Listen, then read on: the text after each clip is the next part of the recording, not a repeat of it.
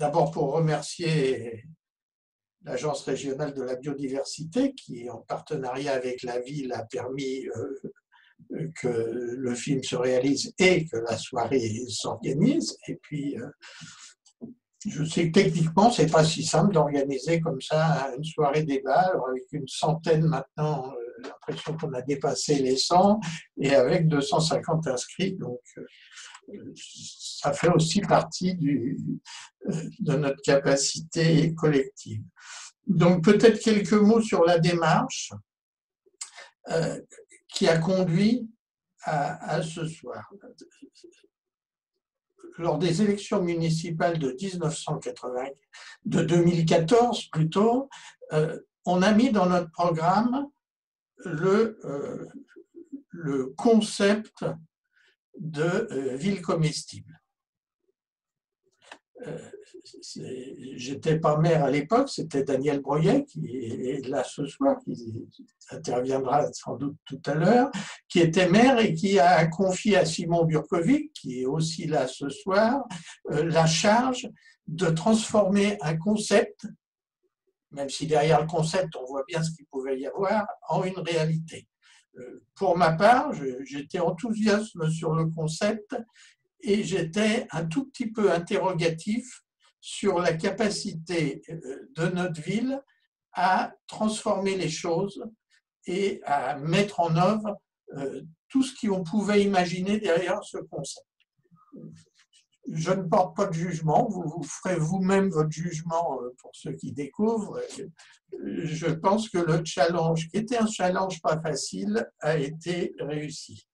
Et donc, Daniel et Simon, je crois, se sont fait mutuellement confiance sur ce dossier et ça a donné ce résultat.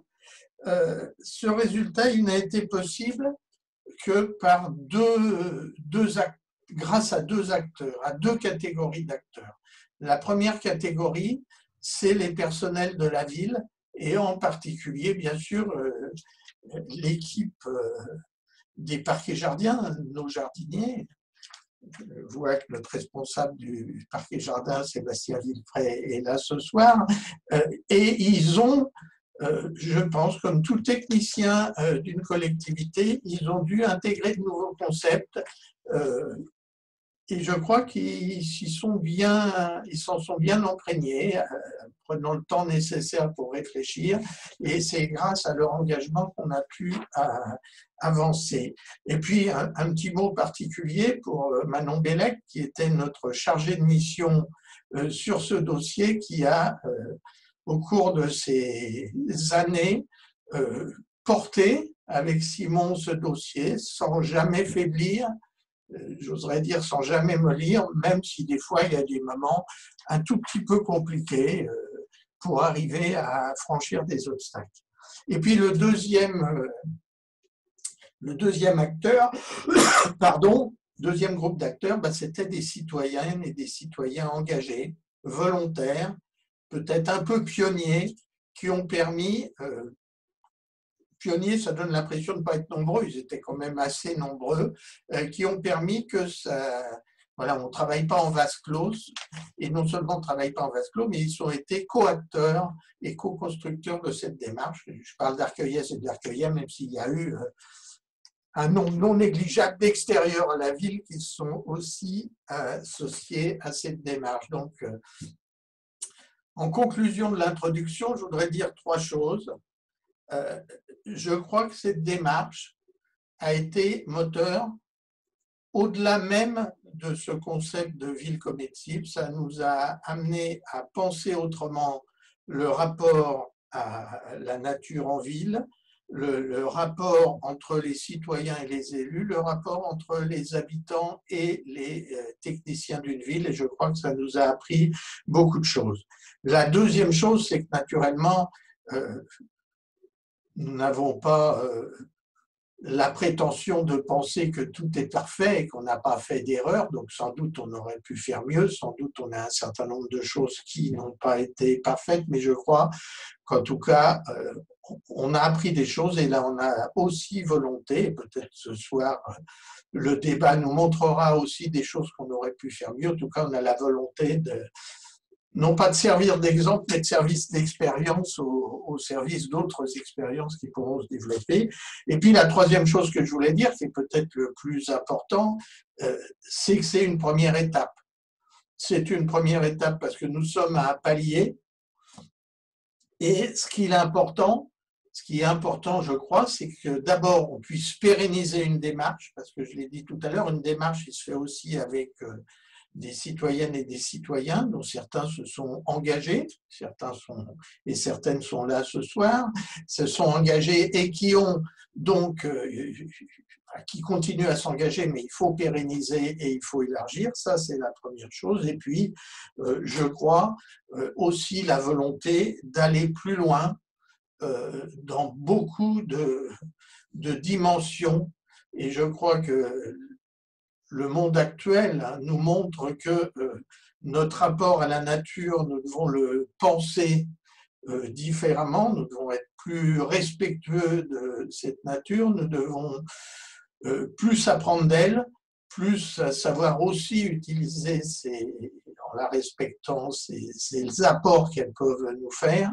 Et donc, je crois qu'on a là aussi beaucoup de travail devant nous. Voilà, je voulais dire ces quelques mots en introduction et puis vous souhaiter un bon visionnage sur Vimeo, si j'ai bien compris.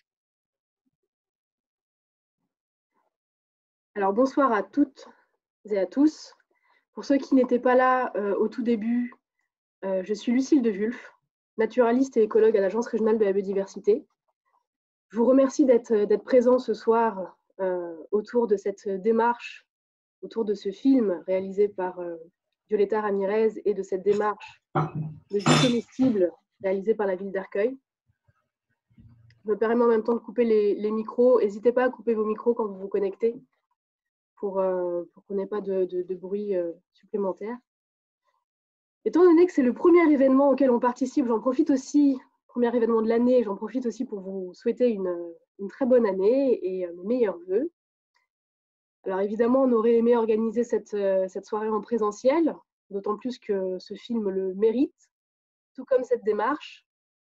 Il mérite d'avoir des échanges nourris avec son public et avec les personnes que tout cela peut inspirer. Donc vous venez de visionner ce film qui a été réalisé par Violeta Ramirez. L'ARB a été sollicitée par la ville d'Arcueil pour animer cette deuxième partie de soirée. Dans la suite d'un partenariat qu'on a eu avec la ville en 2019, puisqu'on a organisé les ateliers d'été de l'agriculture urbaine avec Arcueil sur sa commune. Et donc, ce film-là a aussi été tourné pendant ces ateliers d'été de l'agriculture urbaine. Vous en avez vu quelques images. C'était une demande de la commune. Et à la suite de ces ateliers, donc il y a eu des actes qui ont été réalisés. Ce film a été également monté par Violeta. Et a été diffusé, mais malheureusement, avec la crise sanitaire, c'est vrai que la diffusion n'a pas pu se faire dans des conditions normales. Donc, on va commencer tout de suite cette deuxième partie de soirée, donc ce débat. Vous pouvez poser des questions directement ou même réagir. Hein, je vois qu'il y a déjà des réactions. Dans le fil de discussion, pour prendre la parole, vous pouvez aussi lever la main. Je vous conseille plutôt que de prendre la parole directement. Donc, vous avez la possibilité de lever la main et je m'occuperai, donc j'anime la soirée ce soir, et je m'occuperai de vous donner la parole pour que vous puissiez échanger avec les intervenants. Donc, justement, seront présents et présentes ce soir avec nous pour échanger sur ce film Daniel Breuiller, l'ancien maire d'Arcueil, qui a initié la démarche de ville comestible et qui était vice-président de la métropole du Grand Paris, qui est donc, qui était délégué à la mise en valeur du patrimoine naturel et paysager, à la politique de la nature et à l'agriculture en ville. Daniel, vous faites aujourd'hui partie du Conseil de développement du Val-de-Marne et vous travaillez sur les enjeux 2020-2040. Vous vous intéressez notamment aussi aux questions de gouvernance, de démocratie participative, et on le ressent bien dans ce film, et du rapport entre les usagers et les institutions. On a également avec nous ce soir Violeta Ramirez, la réalisatrice du film que nous venons de visionner. Violeta, tu es également anthropologue. Tu as réalisé une thèse sur les modes de vie sobres et durables en France à l'université Paris-Ouest Nanterre-La Défense. Ce n'est pas ton premier film. En 2014, tu avais réalisé Le Récupérateur et en 2016, Les Nouveaux Modernes. Tu as également fait une série documentaire en 2019 en Argentine sur les alternatives aux modes de production et de consommation dominantes. Je ne vais pas prononcer le nom parce que l'espagnol est loin pour moi et en plus j'ai le nez un peu bouché. Alors si ce film vous a touché et que les travaux de Violeta vous intéressent, vous pouvez aller sur son site internet pour voir ses autres œuvres. Donc, tu es arrivé à Arcueil dès le début du projet. On a pu voir d'ailleurs des images qui datent de 2015-2016. Parce que tu t'intéresses aux villes en transition et tu as commencé à faire donc ces images initialement sans forcément avoir un objectif de film derrière. En 2019, Arcueil est revenu vers toi pour réaliser ce film et retracer la démarche. Nous avons également présente parmi nous Flaminia Pedou, qui est docteure en géographie, maîtresse de conférences à l'Université Paris 13, chercheuse au laboratoire Pléiade. Ses recherches, Flaminia, portent sur les mouvements habitants de justice alimentaire et environnementale aux États-Unis, mais également en France. Tu as découvert la démarche d'Arcueil car tu t'intéressais à la fin de tes travaux de thèse sur les actions d'alternatives locales. Et c'est vrai qu'à l'époque, Arcueil était présenté comme l'une des rares communes dans le Grand Paris à avoir une politique assez forte dans les enjeux de transition. Tu travailles également sur un projet de recherche qui porte bien son nom, Glanage, puisqu'il s'intéresse aux pratiques de glanage alimentaire dans le Grand Paris. Nous avons également Laurence Baudelet, qui est ethnologue urbaniste, cofondatrice et directrice de l'association Graines de Jardin, qui assure donc cette association la fonction de tête de réseau des jardins partagés en Île-de-France et qui accompagne, comme on a pu le voir ici, les projets de jardin, qu'ils soient portés par des habitants, des associations, des collectivités, mais aussi des privés, des bailleurs sociaux.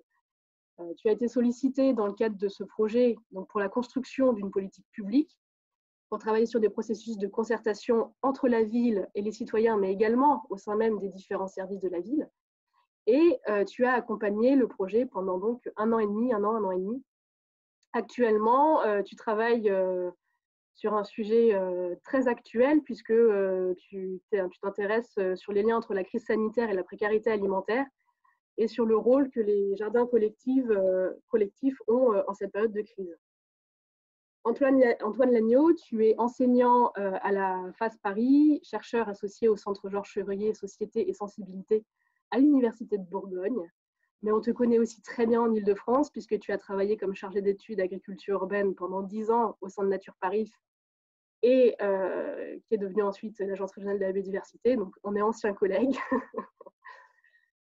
Tu es auteur de plusieurs ouvrages et au cours de ces 10 dernières années, tu as suivi de nombreux projets d'agriculture urbaine, ce qui t'a permis d'accompagner globalement l'émergence de cette démarche en Île-de-France, mais également plusieurs villes dans la mise en place de leurs projets, notamment Arcueil depuis le début jusqu'à la publication des actes des ateliers d'été de l'agriculture urbaine, donc l'année dernière, en 2020, actes qui n'ont pas pu être non plus diffusés, en tout cas, même s'ils sont disponibles en PDF sur notre site internet, on n'a pas pu nous-mêmes, ni la ville d'Arcueil, les diffuser, étant donné que la crise sanitaire ne nous permet pas de nous réunir. Mais donc, vous pouvez retrouver, en attendant d'avoir les versions papier, ces actes sur nos sites respectifs. Et on a également avec nous des représentants et représentantes de la ville qui sont présents ce soir et qui pourront répondre aussi à vos questions. Tout d'abord, Manon Bellec, qui est chargée de mission de Nature en Ville et qui a organisé avec nous cette soirée. Et Manon, je te remercie beaucoup de nous avoir à la fois sollicité, pensé à nous et de nous avoir aidé à organiser tout ça. Nous avons également le responsable des parcs et jardins, Sébastien Vipré, du service cadre de vie de la ville, qui a été très sollicité dans le cadre de cette démarche et donc qui est là ce soir. Et enfin, les deux élus de la ville, François Le Scheider, qui est conseiller municipal délégué à l'alimentation scolaire et à la nature en ville, et Simon Burkovic, qui est adjoint chargé du nouveau contrat démocratique pour une ville participative et qui était à l'initiative de cette démarche, comme on a pu le voir dans le film. Alors, je ne sais pas s'il y a déjà des questions.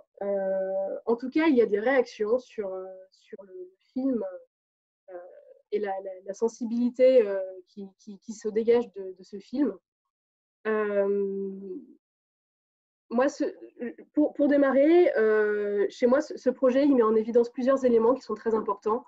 Ce n'est pas seulement un projet d'agriculture urbaine, c'est un projet de ville comestible, certes, mais qui a été l'occasion de mettre en place un projet de démocratie participative fort et de concertation à la fois avec les citoyens et les différents services. On a d'ailleurs des citoyens qui sont aussi présents ce soir parmi les participants et qui pourront partager leur expérience s'il y a des questions par rapport à ça. C'est un projet qui est aussi un levier pour améliorer les questions de nature en ville, qui soulève aussi d'autres questions sur l'inclusion, sur l'ouverture de la démarche à des publics plus difficiles à atteindre, et également sur l'éducation. Et puis, plus globalement, c'est un projet, et puis c'est ce que disait Monsieur le maire en introduction, qui est la première étape, une première marche vers une ville en transition. On a des liens très forts aussi à faire aujourd'hui avec l'actualité et cette situation qu'on aimerait dire post-crise sanitaire, même si on est encore dedans. Peut-être que Simon, tu pourrais revenir sur la genèse de ce projet et sur ce qui t'a animé, même si on le ressent aussi dans le film, pour mettre en place toute cette démarche et les différentes étapes avec Daniel que vous avez imaginées pour lancer cette démarche. Bonsoir à tous, merci en tout cas de ces réactions et je tiens à féliciter aussi Violetta pour la qualité de ce film qui est effectivement, ça fait plusieurs fois évidemment que je le vois et je trouve qu'il y a, il y a un très beau travail qui a été réalisé. Peut-être que moi j'ai déjà beaucoup parlé dans le film, donc je voudrais pas trop intervenir à moins qu'il y ait vraiment des questions qui me soient destinées. Donc juste pour lancer un petit peu la discussion, ce que je peux dire en tout cas, c'est que l'intention initiale de ce film était de raconter en fait voilà, cette histoire un peu humaine qu'on a vécue entre 2014, 2015 et aujourd'hui, pour laisser une trace en fait de ce qu'on a construit collectivement. Je crois il y a une diversité d'acteurs qui sont présents ce soir qui montrent que voilà, qu'il y a eu pas mal de métiers, d'engagement, de citoyens qui ont mis la patte et les mains dans le cambouis sur ce sujet-là, avec plein de moments très très positifs, d'autres plus difficiles. Voilà, c'est l'histoire aussi de ces projets de co-construction collective. Mais ce que je voulais dire, c'est que voilà, donc ce qu'on a vu, ce qu'on a constaté en fait, c'est qu'au fur et à mesure, il y a des nouvelles personnes qui viennent dans ces démarches-là, dans les jardins partagés ou dans d'autres initiatives, et elles n'ont pas l'historique de ce qui a pu se passer au départ, et du coup, elles viennent un petit peu sans comprendre finalement pourquoi les choses sont comme ça, pourquoi ces acteurs sont impliqués. Et donc voilà, en tout cas, l'intention initiale, je ne sais pas si Violetta veut compléter sur cette démarche-là. Mais en tout cas, voilà, juste pour expliquer un peu cette impulsion de démarrage du film et de cette création de ce film, voilà. Je m'arrête là pour l'instant sur la genèse. Je pense que le film le dit assez bien, mais voilà, s'il y a des questions complémentaires ou si Daniel veut aussi compléter. Violetta, est-ce que du coup tu souhaites revenir sur le film, sur sa naissance et son histoire, avant d'aborder les différentes questions qui commencent à être posées dans la conversation? Donc, bonsoir à tout le monde. Je suis ravie de vous voir aussi nombreux et vos commentaires, merci beaucoup. Et donc, effectivement, le film, il est né à la demande de la ville d'Arcueil. Moi, j'ai suivi cette démarche depuis 2015, donc depuis le tout début de la démarche, parce que ça m'intéressait pour ma thèse, ma recherche en anthropologie filmique sur la sobriété énergétique et les démarches des villes en transition. Donc, j'ai commencé à filmer en 2015-2016 Et ce sont les images qui correspondent au jardin partagé, au lancement des jardins, aux fêtes des jardins, et puis à la démarche des concertations citoyennes et qui a été faite donc avec Laurence Baudelet et Graines des Jardins. Et donc on a d'un côté, pour la chronologie du film, on a d'un côté cette image un peu historique d'archives, on va dire, de 2015-2016, et puis on a repris les tournages en 2019 à la demande d'Arcueil. Et là, avec une idée des films qu'on a travaillé avec Simon et Manon Melec, et pour répondre à ces besoins de raconter l'histoire de la démarche et rendre compte des différentes initiatives politiques, dispositifs mis en place par la ville d'Arcueil pour, avec cette idée de faire gagner des espaces de nature en ville et la reconnexion à la nature, etc. Donc ça, c'est pour la chronologie. Du coup, je suis allée voir du côté des citoyens, du côté des services techniques de la ville et puis des élus de la ville, donc Simon, qui était à l'origine de cette demande, de cette démarche, pour voir, et puis des spécialistes comme Flaminia Padet ou Antoine Lagnon, pour essayer de construire un film choral qui parle donc de différents points de vue sur cette initiative, dans l'implication citoyenne, mais aussi les rapports des habitants de la ville aux services techniques et des différents points de vue qui sont compris dans cette démarche. Voilà. Justement, ce que tu dis, ça fait écho à une question qu'on a reçue de Valérie Luquet qui demande si une telle démarche peut être engagée également sans la volonté des élus. Peut-être que là-dessus, Flaminia, tu pourrais apporter des éléments de réponse, puisque toi, tu as beaucoup étudié ces initiatives quand elles émergent plutôt des citoyens. Oui, tout à fait. En fait, finalement, le cas d'Arcueil, c'est plutôt un cas particulier. C'est plutôt un cas qui est relativement rare, où on voit des élus, un conseil municipal, des services techniques qui soutiennent en fait une pratique et une démarche de ville comestible et qui accompagnent, qui cherchent à co-construire avec les citoyens une transition écologique. Ça, c'est plutôt rare en fait, et dans la plupart des cas, et notamment moi sur les terrains sur lesquels j'ai travaillé, aux États-Unis, à New York, à Détroit, mais aussi dans d'autres territoires du Grand Paris, pour le coup, au départ, quand commencent des projets d'agriculture urbaine, de jardins partagés, c'est plutôt des formes qui sont informelles ou ce que je peux appeler parfois un code d'agriculture pirate. Il y a un côté au départ, on se lance tout seul, sans demander à personne, sans autorisation, on trouve un terrain et puis on commence à le cultiver. Et je crois que c'est Antoine Lagnon qui en parle dans le film. Hein. C'est aussi l'historique un peu de la réémergence, du retour de l'agriculture urbaine dans les villes des Nord dans les années 70, et notamment à New York avec ces artistes et ces citoyens qui en fait se retrouvent face à énormément de terrains vagues dans leur ville et se disent mais tiens, qu'est-ce qu'on va faire en fait de ces friches abandonnées si on se mettait à les cultiver, et qu'ils le font sans aucune autorisation. C'est ce qui s'appelle le guerrilla gardening. Donc ça, c'est un mouvement qui est du coup aujourd'hui relativement ancien, qui est encore aujourd'hui très important, mais où du coup on voit des trajectoires différenciées, c'est-à-dire qu'il y a des formes d'agriculture informelle ou pirate qui à un moment ont été institutionnalisées.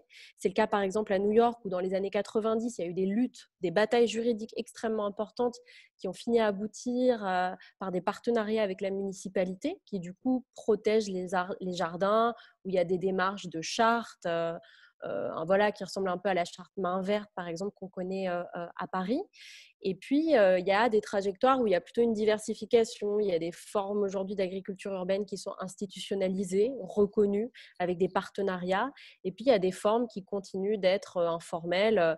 Par exemple, si on regarde dans la deuxième couronne du Grand Paris, il y a des coins dans des friches où il y a des populations roms, où il y a des migrants qui parfois cultivent des parcelles de manière assez temporaire pendant quelques mois, quelques années, et puis ça disparaît parce que ce n'est pas tout à fait accepter, mais on voit coexister en fait des formes voilà, très différentes, plus ou moins informelles, institutionnalisées d'agriculture urbaine aujourd'hui dans les grandes métropoles. D'accord. Et donc justement, on a une autre question sur la manière de solliciter les différents citoyens, puisqu'ils sont multiples, donc tous les types de citoyens à ce type de démarche. Donc je pense que tu as des éléments à apporter. Laurence aussi aura sûrement aussi des éléments de réponse à apporter à cette question. Mais si tu veux commencer, Flaminia. Ouais, c'est vrai que c'est une question intéressante qui a été soulevée dans le documentaire, en fait, de la question de la diversité des profils des habitants et des citoyens qui participent à ces projets. Et c'est vrai que dans les discours un peu mainstream, le jardinage partagé a pu être accusé d'une forme d'entre-soi, notamment de catégories socio-professionnelles intermédiaires, appartenant aux classes moyennes supérieures, et donc d'être accusé aussi de ne pas forcément être ouverte sur leur quartier, mais aussi aux classes populaires. Ça, on voit que c'est un cliché, ça correspond à une forme bien particulière de jardinage partagé, mais c'est vraiment loin de recouvrir la réalité. Au contraire, on voit que selon les quartiers, on a des formes d'agriculture urbaine qui sont très populaires et qui sont très diversifiées, que ce soit en termes de classe sociale, d'appartenance raciale, d'âge, de genre, enfin voilà, sur toutes ces catégories. Mais c'est vrai que c'est des éléments auxquels il faut être attentif, parce qu'on sait que les grandes métropoles sont traversées par beaucoup d'inégalités et aussi de ségrégation, et que c'est important de ne pas les reproduire dans ces dynamiques. On sait que tout le monde n'a pas le même temps disponible, les mêmes capacités de s'investir dans l'espace public, et qu'il ne faut pas laisser seulement à celles et ceux qui le font le plus naturellement cet investissement citoyen. Ça demande d'être déjà tout simplement de reconnaître en fait ces dynamiques structurelles inégalitaires, d'en être conscient des deux côtés, du côté des pouvoirs publics, mais aussi du côté des citoyens. Et donc, ça demande par exemple d'être attentif à la géographie de ces jardins. Par exemple, si une municipalité soutient des actions, qu'elle soit attentive aussi à le faire dans différents types de quartiers, de grands ensembles, de quartiers pavillonnaires, par exemple. Et puis, alors, dans un contexte, par exemple, étranger aux États-Unis, ça peut être utiliser plusieurs langues pour s'adresser aux communautés hispaniques et latino, par exemple. Il y a toutes sortes de dispositifs qu'on peut mettre en place pour susciter une forme de participation ouverte et inclusive, qui ne soit pas seulement réservée à une catégorie de population. Et justement, sur ces emplacements de sites, Laurence, toi, tu travailles aussi sur ces sujets-là aujourd'hui en lien avec toutes les thématiques de précarité alimentaire. Je te laisse t'exprimer là-dessus, parce que tu as pu observer avec les associations avec lesquelles Graines de Jardin travaille, qu'effectivement, il y a des jardins, des localités qui fonctionnent mieux que d'autres pour les populations, notamment qui sont dans une forme de précarité. Oui, bonsoir. Bonsoir tout le monde. D'abord, je voulais remercier Violetta pour la qualité du documentaire. Je le vois pour la première fois, donc je le trouve vraiment super. C'est important de conserver des traces de ces démarches. Pour répondre à la question précise, alors oui, je travaille avec des villes très différentes en Île-de-France, mais j'ai beaucoup recentré, on a décidé de recentrer l'activité de l'association sur les quartiers en politique de la ville depuis 7-8 ans. Pour tout ce qui concerne l'accompagnement de projet. Et ce que je peux dire rapidement en 2 mots, c'est que si vous voulez, le caractère inclusif ou non des projets, quand on est sur une ville qui n'a qu'un seul jardin, qui crée un seul projet, c'est-à-dire à la différence d'Arcueil qui crée un dispositif à l'échelle de la ville, on est sur une première démarche où la ville souhaite la création d'un premier projet. Très vite, effectivement, ça va susciter des envies, entre guillemets, et d'autres quartiers de la ville vont vouloir aussi avoir des jardins. En général, c'est comme ça que ça se produit. Par exemple, je l'ai fait à Choisy-le-Roi il y a quelques années. On a commencé par le quartier du port, et très vite, on a continué avec les gondoles, avec d'autres quartiers. Donc, effectivement, cette idée de distribuer les jardins de manière, entre guillemets, qui sont des équipements, je pense qu'il faut vraiment les voir comme tels. Alors, on peut les appeler équipements socio-environnementaux ou comme on voudra, socio-environnementaux, culturels, enfin, on peut réfléchir. Mais c'est des nouvelles formes d'équipements Il faut les distribuer de manière équitable sur le territoire de la ville. Ça me paraît une première chose, effectivement. Ensuite, le fait que certaines personnes, ce que je dis dans le documentaire, s'excluent par elles-mêmes parce que, en fait, ces démarches sont nouvelles.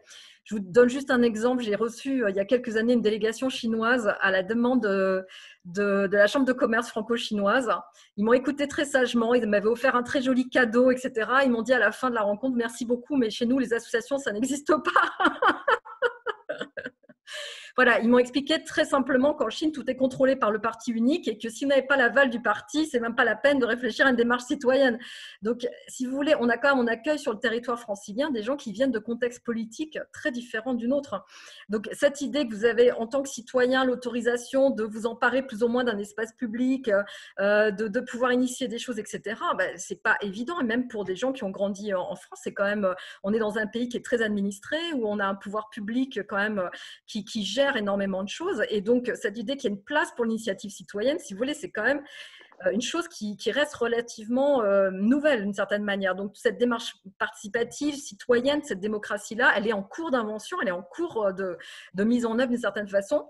Et donc, il y a vraiment tout un travail déjà pour dire aux gens, oui, vous avez l'autorisation. Et comme disait Simon tout à l'heure, déjà l'autorisation de rêver. Et Daniel Breuer, commencez par rêver. Après, allez voir vos élus et voyez avec eux ce que vous pouvez discuter et ce que vous pouvez obtenir.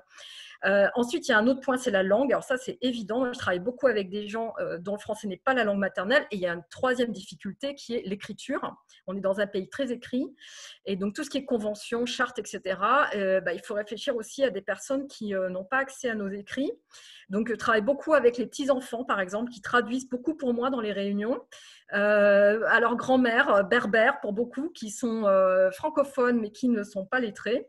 Voilà, donc des choses comme ça, si vous voulez, c'est ce qu'on disait, il y a des outils à mettre en œuvre pour faire en sorte que vous soyez le plus inclusif possible. Mais ensuite, c'est comme la démocratie, c'est un horizon, c'est une utopie politique, donc vous n'arrivez jamais à 100% à avoir le jardin le plus démocratique, le plus ouvert. Et c'est exactement comme nos démocraties, elles sont pas idéales, hein. Elles ont des défauts et il faut aussi, je pense, l'accepter. Oui. Et Antoine, tu as aussi un élément à apporter par rapport à cette discussion? Bon, donc non, je disais simplement déjà que je me joignais aux félicitations sur le film de Violetta, bien sûr. Et puis sur cet aspect, effectivement, agriculture urbaine versus en lien avec les questions de gouvernance. Et notamment ce que disait Flaminia sur la nécessité pour les municipalités de faire attention notamment aux territoires et aux populations vers lesquelles sont développées ces actions.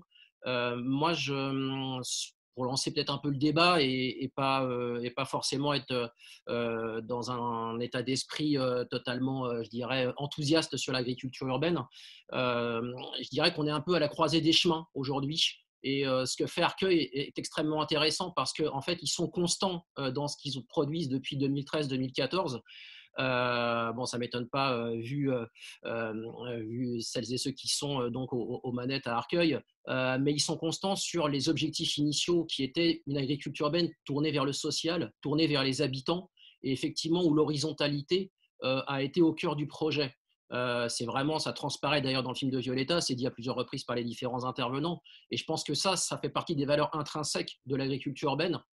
C'est presque, je dirais, ce qui a occasionné son renouveau dans les métropoles occidentales. On parlait de New York tout à l'heure, hein, c'est vraiment cet aspect très social avec les habitants. Et quand je dis qu'on est à la croisée des chemins aujourd'hui, là où il y a quelques warnings qui s'allument de mon point de vue en tous les cas, c'est qu'un certain nombre de villes, je ne les citerai pas pour pas polémiquer, puis parce que ce n'est pas l'objet au fond, mais à travers le développement d'appels à projets, quels qu'ils soient, intéressants par ailleurs ces appels à projets, puisque ça a permis notamment justement de développer l'agriculture urbaine, mais des appels à projets qui finissent par professionnaliser un mouvement avec le danger presque aujourd'hui de quelque part confisquer le côté très social de ce mouvement, en tous les cas priver ce mouvement d'une certaine horizontalité pour à nouveau être plus dans une forme de verticalité institutionnelle, économique et politique, pour faire de l'agriculture urbaine une forme productive, très productive même parfois, au détriment encore une fois de ce côté très social. Et je pense qu'il y a une vigilance à avoir. On est en 2021, depuis pas très longtemps. Il s'est passé 7 ans depuis l'émergence de l'agriculture urbaine dans les municipalités d'un point de vue politique publique. Arcueil en a été pionnière, comme on le rappelait tout au long de cette soirée.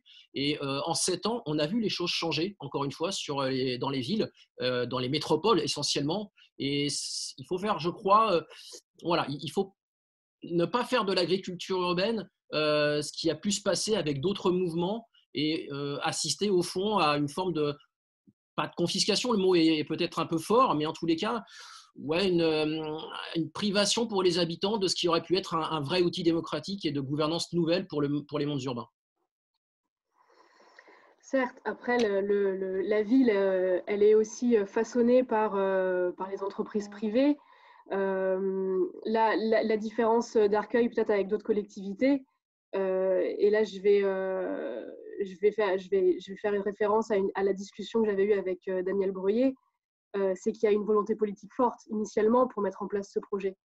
Avant d'avancer sur les autres sujets et continuer à aborder les autres questions posées, peut-être que Daniel, vous pourriez revenir sur cette volonté qui vous a vraiment, vous, animé à la fois pour mettre en place ce projet de ville comestible, mais aussi et surtout d'utiliser ce projet pour faire appel, pour mettre en place une démocratie participative, une co-construction avec les citoyens de la ville. Oui, merci, très volontiers. D'abord, un amical salut à de nombreuses personnes avec qui j'ai eu le plaisir au cours des années passées à travailler. Et merci à Violetta parce que c'est presque pour un ancien élu que je suis, un jeune retraité, c'est presque un document qui fait partie de mon bagage testamentaire finalement. Donc, merci beaucoup. Voilà. En fait, nous avions deux volontés qui se sont croisées et qui émergent dans le film. Il y a une question de la volonté démocratique. C'est une très ancienne histoire à Arcueil qui est aussi à des hauts et des bas. La démocratie, c'est une construction vivante et ça n'est pas linéaire. Donc, moi, je voudrais dire qu'il y a toujours dans la démocratie des controverses, des discussions, de l'utopie, mais il y a une chose indispensable, c'est la volonté, la confiance que les citoyens sont autant acteurs des enjeux démocratiques que nous, élus, enfin que eux élus maintenant, puisque je ne le suis plus, je suis toujours citoyen, mais je ne suis plus élu. Et cette idée a guidé beaucoup de nos choix. Et c'est une idée très intéressante parce qu'il y a eu dans notre pays une tradition de la démocratie agissante, encadrée, institutionnalisée, ou bien une tradition à l'opposé très libérale, donc d'un côté plutôt une production étatique, même si c'est au niveau municipal, et de l'autre côté, une idée très libérale sur l'initiative privée. Eh bien, je crois qu'on peut inventer un champ intermédiaire, et même qu'il faut inventer face aux crises démocratiques et aux crises écologiques, inventer un champ intermédiaire de la co-construction des politiques publiques. Il n'y aura pas de transition à la hauteur des enjeux climatiques ou des enjeux démocratiques s'il n'y a pas la capacité à faire dialoguer ensemble des professionnels, des élus et des citoyens. J'ajoute même une quatrième catégorie à ces trois-là, c'est peut-être les universitaires, le monde académique et le monde de la recherche. Parce qu'il y a beaucoup de connaissances produites que nous ne sommes pas capables de réintégrer dans les politiques publiques et c'est quand même très dommage. Je pense notamment sur les sujets de biodiversité ou de crise climatique. Tout est renseigné depuis des dizaines d'années. Et pourtant, les politiques publiques ne se nourrissent pas, alors que nous avons en France un monde académique, universitaire, des chercheurs, des écologues qui produisent des connaissances magnifiques et qu'on a du mal à intégrer, parce que quand on est élu, on est aussi souvent le nez dans le guidon, avec peu de recul et peu d'analyse. Donc cette question démocratique mériterait un séminaire à elle toute seule, mais moi, la chose dont je suis le plus fier dans mes années, ce n'est pas seulement ce que nous avons fait, mais plutôt ce que nous avons rendu possible et ce que les citoyens eux-mêmes font. Là, on parle des jardins partagés. Permettez-moi d'évoquer d'autres sujets comme la Maison des Solidarités, des espaces de coélaboration de politiques publiques. On pourrait évoquer aussi les ressourceries, enfin d'autres initiatives. C'est un sujet majeur. Le deuxième sujet et la deuxième idée politique que nous avons portée, qui a beaucoup nourri évidemment Simon, mais aussi nos professionnels que je remercie, et puis les gens qui nous ont accompagnés, Laurence, les amis de l'ARB, d'AgroParisTech, etc., c'est les enjeux alimentaires et biodiversité. Moi, je voudrais parler des deux. La biodiversité, on n'en parle jamais. J'ai été vice-président de la métropole sur ces sujets. C'est un sujet majeur. L'effondrement du vivant est un sujet terrible. Là aussi, il est renseigné, 60% de moineaux en moins, par exemple, à l'intérieur du Grand Paris. 2/3 des villes du Grand Paris sont des villes carencées en espace de nature, en espace vert. On a connu, à travers les surchaleurs urbaines, l'importance de renforcer la nature dans cette métropole si dense qu'est la métropole parisienne ou francilienne.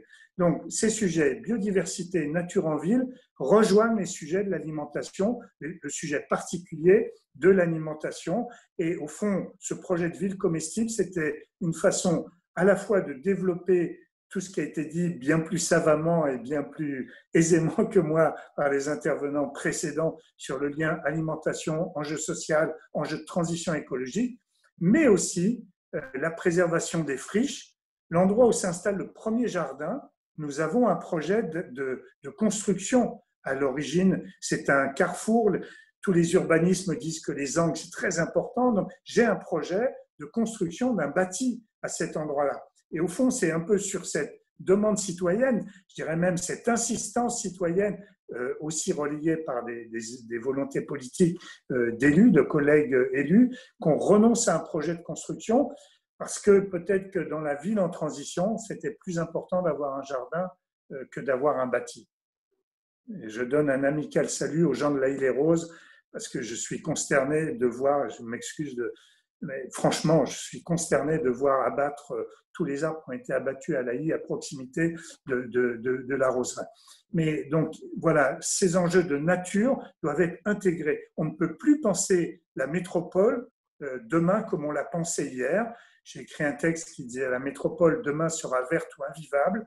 Si nous ne la rendons pas plus verte, elle sera invivable. » Et la crise qu'on vient de traverser a montré à quel point pour les citoyens, la présence d'espaces de nature à proximité était une condition de la vivabilité de la ville. Moi, je comprends tous les gens qui ont fui en raison du Covid pour s'installer ailleurs, parce que la ville hyper dense, sans espace de respiration, sans espace de nature, sans jardin, sans balcon, n'est pas un endroit adapté aux humains. Donc, il le faut pour nous humains, et puis il le faut pour tout le reste de la biodiversité, qui a quand même besoin de vivre, qui a besoin de trames vertes, de trames bleues, d'endroits où s'installer. Voilà.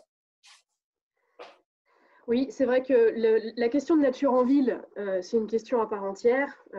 Étant écologue et naturaliste, ça a été d'ailleurs ma porte d'entrée quand je me suis intégrée et intéressée au projet d'agriculture urbaine, puisqu'on travaillait là-dessus avec Antoine sur un observatoire de l'agriculture urbaine et de la biodiversité à l'agence. Et pour faire une petite aparté là-dessus, on étudie d'ailleurs à l'ARB la biodiversité dans les sites en agriculture urbaine pour vraiment faire le lien entre les deux. Puisqu'on le voit, l'agriculture urbaine, ça permet aussi, c'est aussi une entrée pour intégrer de la nature en ville. C'est une entrée aussi qui permet d'intégrer les habitants à ces enjeux de nature. Et d'ailleurs, je fais référence à ce que disait Sophie Tessandier dans le film. Ville comestible, elle ne savait pas trop quoi comprendre, mais en tout cas, elle, ce qu'elle a entendu, si je reprends ce qu'elle disait, c'est en tout premier lieu la nature. Et justement, est-ce que des habitants d'Arcueil voudraient réagir sur tout ce qu'on a dit jusqu'à maintenant avant d'aborder des sujets peut-être un peu plus techniques à la fois sur la mise en place des jardins? J'ai vu qu'il y avait aussi beaucoup de questions là-dessus. On va y revenir, mais aussi sur les questions de nature en ville et les autres liens avec les autres sujets de ville en transition. Sophie, il me semble que tu es présente parmi les participants.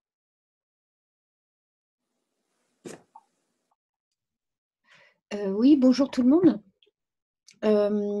Tu me demandais si j'avais quelque chose de particulier à dire, c'est ça? Oui, excuse-moi. On réagissait sur les questions de nature en ville. On réagissait aussi précédemment, parce que du coup, j'essaye de faire le lien avec d'autres éléments qui ont été apportés sur l'implication des citoyens dans ce type de démarche. Et donc, ça me faisait notamment penser à ce que toi, tu disais dans le film, sur ce que tu as entendu, la lecture que tu as eue de ce projet de ville comestible quand tu t'y es intégré. Et ensuite, peut-être que tu peux aussi nous parler de ta perception.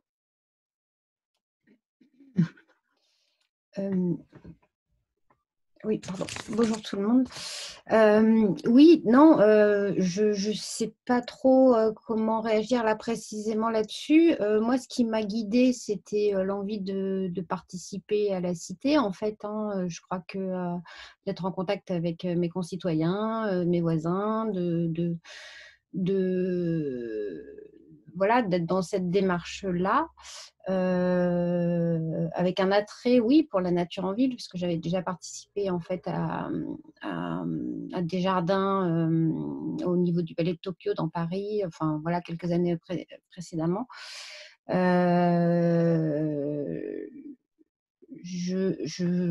sais pas trop quoi rajouter. Voilà, moi ça a été ça. Je suis convaincue que c'est dans cette rencontre en fait que à l'extérieur, dans des choses communes que les gens voilà, se connaissent et arrivent à partager dépasser, ensemble. en fait, on va dire, leur milieu d'origine, voilà, enfin, leur milieu. Donc voilà, moi, c'est ça qui m'a motivée. D'accord. Je ne sais pas si je réponds vraiment. Non, mais oui, parce que le regard du citoyen, des citoyens d'Arcueil, il est essentiel aussi dans cette démarche. Vous en êtes aussi à l'initiative, même si la volonté est née d'une volonté politique. Finalement, cette démarche, elle n'aurait jamais pu être portée et avoir l'aura qu'elle a eue sans votre réponse, puisque vous avez répondu à cette proposition aussi. Moi, ce que je peux dire par rapport à ça, parce que j'ai vu aussi les réactions sur le chat là, je pense que en fait, ça peut venir d'un peu n'importe où. Par contre, ce qu'il faut, c'est qu'il y ait des échos dans toutes les directions chez les différents acteurs, parce que sinon, ça a du mal à prendre, quoi qu'il arrive. Des citoyens seuls qui effectivement décident de mettre en place des choses, ça marche très bien aussi, à condition que derrière on les laisse faire. Donc il faut des échos, voilà. Donc le tout, ce qui est intéressant pour moi là dans tout ce qui s'est passé au niveau d'Arcueil, c'est effectivement toute la possibilité de dialoguer avec la collectivité, les agents, les élus, les différents citoyens, les différents acteurs plus professionnels qui nous ont guidés et mis le pied à la pâte. Ça permet de mettre tout le monde au même niveau, en fait, tout simplement. Et je pense que c'est par ça aussi que le citoyen se dit qu'il a le droit, et je dirais même plus qu'il a simplement le droit, c'est son devoir. C'est son devoir d'y être, parce que finalement, tout ça, effectivement, c'est vraiment du commun, quoi. Du commun, que c'est là-dessus qu'on travaille. Quand on parle de biodiversité, on parle de nature. Quand on parle d'air pur, quand on parle de pouvoir s'installer dans l'espace public, ce sont des choses qui parlent de nos communs.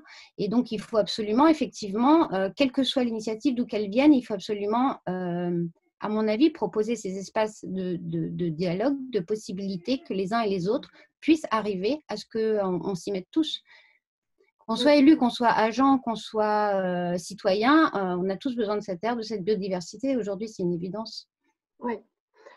Et c'est vrai que ce processus de concertation dont tu parles, il fait aussi écho à une autre réaction d'une habitante d'Arcueil. Je te remercie, Sophie, pour ta réaction. Madeleine qui dit qu'elle n'avait pas compris initialement, donc je vais pas relire tout son message, mais le fait que l'installation de ces jardins s'inscrivait dans une démarche globale, plus ou moins co-gérée par les citoyens, et qu'il y a peut-être eu un manque de communication là-dessus de la part de la collectivité. Simon ou François, peut-être que l'un de vous deux souhaiterait réagir sur cette question, peut-être même Laurence, puisque tu as aussi tu as aussi travaillé sur ce processus de concertation. Mais Simon, peut-être que tu veux commencer? Oui, merci pour toutes les interventions précédentes qui étaient très enrichissantes et qui viennent effectivement éclairer certains éléments cruciaux effectivement qui ont porté la démarche en tout cas dans le projet. Sur la question de la concertation, certainement, on n'a pas été, la communication n'a peut-être pas été la meilleure. En tout cas, il y a eu en fait, c'est pour ça aussi qu'on raconte l'histoire dans le film, c'est-à-dire que il y a un wagon qui a pris le train en marche, enfin le train qu'on a démarré en 2015, là, qui est évoqué dans le film. Et c'est avec ce groupe-là, donc on a quand même un groupe initialement qui faisait plus d'une centaine de personnes. Hein. Comme l'avait dit Christian avant le film, il y avait beaucoup d'Arcueillais, mais il y avait aussi beaucoup d'amis voisins, de citoyens des communes alentours. Et donc ce groupe-là initial que du coup on a appelé ce fameux collectif qui est évoqué dans le film, qui comprenait à la fois des citoyens et aussi des élus. Ce collectif, c'est ce collectif-là qui a construit cette démarche de co-construction avec la ville. Et donc, voilà, il y a eu quand même un certain nombre de communications régulières dans le magazine municipal, des réunions publiques régulières. Donc sûrement, il y avait des choses meilleures et la communication peut toujours être améliorée.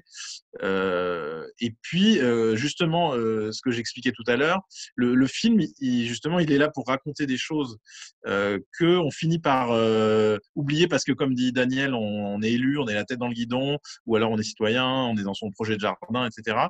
Et donc, les choses se dispersent un petit peu et finalement, on ne comprend plus... voilà, on est impliqué dans un jardin, mais en fait, on ne comprend pas que c'est dans une démarche globale. Et donc ça, c'est vrai que c'était une impulsion et une volonté très forte de départ. Et c'est quelque chose qui est difficile à tenir dans le temps, parce que les choses, chacun prend son propre chemin. Et donc, effectivement, cette question de la démocratie et de la co-construction, c'est la capacité à avancer ensemble. Et ça, il y a des moments clés où on a été très productif, et puis il y a d'autres moments où chacun, on s'éparpille. Et voilà, la question, c'est comment on arrive à maintenir ce processus de concertation vivant et en même temps à essayer d'absorber ou en tout cas d'intégrer des nouvelles personnes. C'est ce qui n'est pas évident. Peut-être, du coup, je pourrais... avant que François éventuellement tu veuilles compléter, dire que Manon Bellec, par exemple, donc, qui a un poste d'animatrice, de chargée de mission Nature en Ville, c'est un poste qui n'existait pas en 2014 à la ville. Donc c'est au cours du processus qui nous a semblé absolument crucial que justement il y ait quelqu'un dédié à la ville qui soit en charge de nourrir ces processus qui sont sans arrêt en entropie, j'ai envie de dire, c'est-à-dire en éclatement, et dans lesquels il faut arriver à encourager les dynamiques, à remettre du lien. Et je ne sais pas si maintenant on pourra compléter, mais on avait mis en place, par exemple, dans les dernières années, en 2019-2020, des ateliers réguliers qu'on appelait ateliers de travail ou ateliers actifs Arcueil comestible pour essayer de continuer à nourrir ce travail collectif. Bon, je m'arrête là, mais si François ou Manon veut poursuivre ces éléments-là. François, est-ce que tu souhaites réagir avant qu'on reparle aussi un petit peu de nature? En prolongement de l'intervention de Simon, et puis effectivement Manon et Sébastien Vipré aussi, ce serait bien qu'ils puissent intervenir. Ouais. Donc moi j'ai pas été acteur de la démarche, j'étais observateur, mais maintenant je partage avec Simon, avec Christian Métairie, aussi la responsabilité de la poursuivre, de continuer à faire vivre et de la porter sur de nouvelles étapes, en lien évidemment avec toute l'équipe, Sébastien, Manon et d'autres. Et peut-être revenir sur un point pour répondre à la question que vous posiez, Lucille. Ça a été dit, je le redis, ce qui m'a ce qui m'avait frappé, moi, déjà à l'époque dans ces démarches, c'est que ce n'est pas un projet de la ville, c'est d'abord un projet porté par des citoyens, par des habitants d'Arcueil, un collectif, comme l'a dit Simon, des citoyens engagés, des citoyens qui avaient cette envie d'aller sur ces terrains. Et ce qui a été remarquable, c'est que la ville a su accueillir la démarche. Et ce qui a été remarquable aussi, c'est comment ça a changé le rapport citoyen-municipalité, citoyen-service. Et Sébastien, Manon pourront sans doute mieux que moi illustrer et développer ce point. Maintenant, ce collectif, donc, il était important, il est significatif, il continue d'animer la ville et ses jardins. Mais voilà, c'est un collectif. Et sans doute qu'on n'a pas, eu la démarche peut-être d'associer, alors même si ça a été fait aussi, enfin, je ne veux pas être en contradiction avec ce que vient de dire Simon, mais sans doute effectivement qu'on n'a peut-être pas fait assez. Et autant, voilà, comme citoyen, observateur, engagé aussi dans ma ville, j'ai été voilà, admiratif de la démarche et quelque part comme Arcueil est fier de ce qui a été fait, de ce qui est fait par Arcueil. Ben voilà, j'aimerais que tous les Arcueillais le soient. Et peut-être qu'on n'a pas assez travaillé à ça et qu'il faut qu'on travaille davantage à ça, à rendre tous les Arcueillais plus partie prenante de ces démarches. Et donc, ça veut dire poursuivre ce qui a été fait, renouveler certains collectifs. Ça vit, il y a des gens qui partent, il y a des gens qui passent aussi à d'autres projets. Donc, il y a d'autres jardins aussi partagés aujourd'hui à ouvrir. Il y a d'autres projets qui sont portés par la ville dans d'autres espaces, mais aussi développer d'autres initiatives. Ce qui a changé aussi Arcueil-Ville Comestible, ça a changé le rapport à la nature en ville. La nature n'est pas un domaine sectorisé, ce n'est pas que les parcs et jardins, le service parcs et jardins, il fait bien d'autres choses aujourd'hui. Et ça change, quelque part, cette démarche a aussi contribué à changer ce regard à la nature. Donc il y a plein d'autres choses à faire pour que la nature ne soit pas un des sujets, mais j'ai envie de dire, l'élément de la politique urbaine ou de la politique de la ville d'Arcueil. Donc il y a d'autres projets à mener, à mettre en réseau les uns avec les autres pour rendre plus partie prenante les citoyens à ces démarches. Donc je pense que c'est un enjeu qu'on doit continuer à porter et à développer au cours des années à venir. Et c'est vrai que ça fait écho à des questions aussi. Alors, tout à l'heure, quand on a répondu à une des questions, la personne a précisé que le sens de sa question était plus d'impulser une envie de participer chez ceux qui ne sont pas sensibles au départ à cette démarche. Tous les services de la ville doivent être impliqués et pour que ça fonctionne, je pense, dans ce type de démarche. Sébastien Vipré, vous avez peut-être aussi des éléments, vous, à apporter sur le rôle que joue votre service dans la sensibilisation des habitants à la démarche de ville comestible, mais aussi à la démarche de nature en ville par rapport à toute l'évolution de pratiques, de gestion du commun que vous avez réalisé. Vous pouvez peut-être aussi répondre. Il y a eu des questions sur le sol auxquelles vous avez répondu d'ailleurs directement dans le fil de discussion, mais il y a d'autres questions plus techniques sur la gestion de l'eau et la nature des sols. Je profite pour les aborder pendant qu'on aborde ce sujet, mais on peut aussi répondre directement dans le fil de discussion à ces questions très précises et très techniques. Donc voilà, donc moi je suis assez fier, si vous voulez, en étant responsable. Avant, donc j'étais simple employé, donc ça, on va dire mon passé à peu près 15 ans sur la collectivité d'Arcueil, et on a quand même une super belle évolution au sein de cette collectivité avec un changement complet, parce qu'il faut savoir qu'un jardinier au départ est plutôt là pour planter les annuels, bisannuels et autres plantes. Et en fait, le dernier mandat municipal nous a un petit peu tous bouleversés, parce que voilà, on est venu à dire planter plus de plantes potagères au sein de nos massifs, etc. Ce qu'on a fait lors de la demande, notamment par le biais de Simon. On a pu voir que sur certains massifs, on l'a fait. Ça a bien fonctionné parce qu'on s'est fait voler des plantes dans les massifs. Et d'autre part, après, on s'est remis aussi en question parce qu'on utilisait beaucoup d'entrants de produits chimiques dans nos massifs. Et en fait, on s'est dit, attention, on ne connaît pas encore la nature de nos sols. Donc, il faut faire aussi attention. Donc, à la suite de ces remarques-là, on a commencé à transposer quelques massifs floraux, mais bien identifiés, et où on avait aussi une qualité de sol qui correspondait pour ces massifs-là, où on a mis des plantes plutôt aromatiques. On s'est donné, si vous voulez, donc avant Manon Bellec, on a eu aussi une stagiaire qui nous a aidé aussi à réfléchir sur ce que l'on pouvait mettre dans nos massifs pour pouvoir que les gens viennent faire de la cueillette. Effectivement, quand vous parlez de communication, on a un manque de communication au sein de notre collectivité, on en est conscient, mais après, il ne faut pas oublier que c'est aussi des coûts, des moyens, et il faut aussi maintenir ce qui a été réalisé sur l'ensemble de la ville. Donc, il y a quand même pas mal à entretenir sur notre collectivité.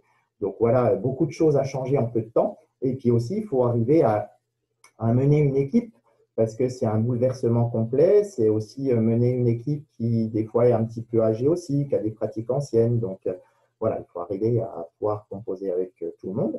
Et puis aussi, jouer avec l'air du temps, parce qu'on a aussi des personnes qui vieillissent au sein de nos équipes. Donc après, on a pu voir aussi que de planter des massifs avec des plantes aromatiques, c'était aussi un peu plus d'entretien, des choses comme ça, sur les premières années, parce qu'il y avait des gens aussi qui nous les arrachaient. Donc, il faut montrer aussi que ces massifs-là, on souhaite qu'ils tiennent, donc il faut renouveler régulièrement.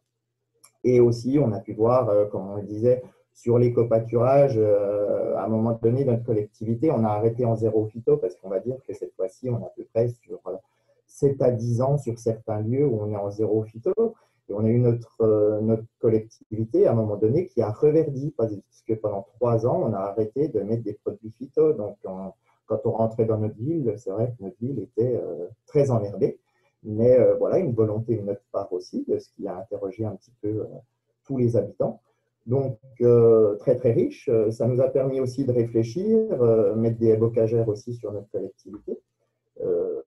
Avant de réaliser de nombreux jardins partagés, parce que je vais dire qu'aujourd'hui, lors des projets, si vous voulez, il y a une nouvelle rue sur Niki de Saint-Phal, donc pas loin de la Vache Noire, où on a mis au cœur du projet un nouveau jardin partagé qui vient d'être, où on a des arbres fruitiers qui sont à l'intérieur de ce jardin partagé pour pouvoir avoir des récoltes et puis voilà, avoir cette notion, si vous voulez, aussi d'arbres fruitiers et puis prochainement aussi le futur verger. Donc voilà, on est en constante réflexion et puis on essaie d'aller vers une ville plus verte et puis valoriser aussi la nature en ville. Je pense aussi à l'évêché. Il y a eu un travail sur le jardin de l'évêché avec, on a pu voir derrière Antoine Lagneau tout à l'heure, si on regarde bien, des prairies fleuries, qui étaient pour valoriser aussi tout ce qui était insectes. Voilà. Je pense que je pourrais vous expliquer pas mal de choses qui sont faites sur notre collectivité, mais voilà, je vais m'arrêter là. Je pense que c'est déjà assez riche et bravo pour ce film qui a été réalisé, parce que c'est vrai que ça nous permet, par ce film, le manque de communication qu'on a pu peut-être avoir jusque-là, ce film permet de le résumer très bien. Merci à tous. Merci, merci pour votre intervention. Et cette sensibilisation à la nature, vous la faites aussi à travers l'animatrice qu'on a vue dans le film, à travers des animations aussi sur les différents éléments que vous avez mis en place à travers la ville. Vous faites aussi des animations nature. J'ai vu avec Daniel Le Baron qui installe des nichoirs. C'est vrai que cette question de ville comestible, on peut raccrocher ça aussi à la question de nature en ville. Je me permets de vous couper et de rajouter aussi, c'est qu'au début de la démarche, on a développé aussi tous des carrés potagers dans différentes écoles. Donc ça, c'est quand même très nouveau aussi. Et notre animatrice jardin, justement, l'a fait par le biais de ces différents carrés potagers où on a mis des plantes aromatiques, on a redéveloppé des petits fruitiers dans différentes écoles. Donc on a expliqué aux enfants ce qu'était une groseille, parce que pour la plupart ne savaient pas forcément ce qu'était une groseille, même des pieds d'oseille, si vous voulez, pour leur faire goûter des choses. Mais voilà, en parallèle, si vous voulez, on a fait aussi des analyses de sol, ce qui rejoint aux questions qui étaient faites, pour comprendre aussi comment étaient constitués nos sols. Et puis d'apporter aussi parfois certains engrais, pas des engrais, des amendements, si vous voulez, pour modifier notre structure de sol et l'enrichir pour pouvoir continuer à y cultiver des choses. Ouais. Merci beaucoup pour cette intervention. On a plein de sujets encore à aborder. Il nous reste à peine plus d'une demi-heure pour aborder tous ces sujets. Je voudrais revenir sur les questions de nature en ville et d'installation, notamment des projets de jardins d'agriculture urbaine. Antoine, tu souhaitais aussi réagir sur ces éléments qu'on a abordés tout à l'heure.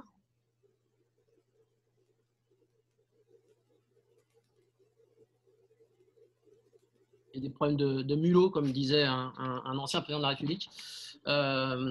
Oui, je souhaitais réagir effectivement. Alors c'était notamment en lien avec ce qu'avait pu dire Daniel. Il parlait à un moment donné de la friche qui a amené à être transformée en jardin partagé, donc le jardin Cauchy. Moi, ce qui me faisait penser quand Daniel parlait de la friche. Alors d'abord, ça m'a fait penser au petit Nicolas, pour tout vous dire, mais c'est une digression dont je vais tout de suite que je vais arrêter tout de suite, hein, parce que mes enfants en fait regardent le petit Nicolas en ce moment et il y a une friche sur laquelle le petit Nicolas va jouer au foot. En fait, si je parle de la friche, c'est tout simplement parce que ce qui est intéressant peut-être dans l'agriculture urbaine, c'est de enfin donner la possibilité, ça a été évoqué tout au long de la discussion là depuis le début de cette soirée, donner enfin la possibilité à des urbains qui ont été effectivement privés de nature souvent pour le reste à leur corps défendant. Hein.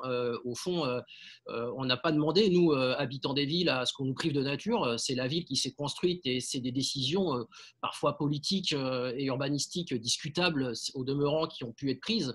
Et l'agriculture urbaine, de ce point de vue-là, permet effectivement de pouvoir retrouver cette nature. Et le lien à la friche, je le fais avec justement cette idée, on parle aussi là de gouvernance depuis tout à l'heure, de la façon d'impliquer les habitants, parce qu'une friche, qu'est-ce que c'est pour les habitants? Les terrains vagues dans les années 60, comme on en parlait, c'était un lieu où il y avait de la nature, mine de rien, et où les habitants, les enfants allaient jouer, mais où il y avait vraiment ce lien à la nature qui existait encore dans ces friches. Elles ont disparu, les terrains vagues ont disparu, on a bétonné ces terrains vagues, et l'agriculture urbaine est arrivée là-dessus, a repris possession de certains terrains vagues qui restaient dans certains quartiers, ce qui m'intéresse aujourd'hui, moi, c'est de me dire qu'au fond, il faudrait que cette agriculture urbaine, justement, elle ne devienne pas, au fond, une agriculture productive, qui produise vraiment tout le temps, mais qu'au contraire, elle reste une agriculture urbaine presque ensauvagée, je dirais. Il faudrait que ça soit une agriculture urbaine qui ne soit pas cultivée. Et je fais le rapprochement avec, c'est un peu scabreux ce que je dis là, hein, bref, mais avec les travaux de Flaminia, notamment sur le glanage. C'est ça qui est intéressant. Les choux qui étaient dispersés dans les massifs tout à l'heure à Arcueil. Moi, quand je parle d'agriculture urbaine non cultivée, ensauvagée, c'est ça justement, c'est donner la possibilité de créer ces îlots qui, sans être cultivés, restent comme des espaces où on peut aller se servir, où on peut aller cultiver ses choux, mais où surtout on peut encore s'approprier la nature.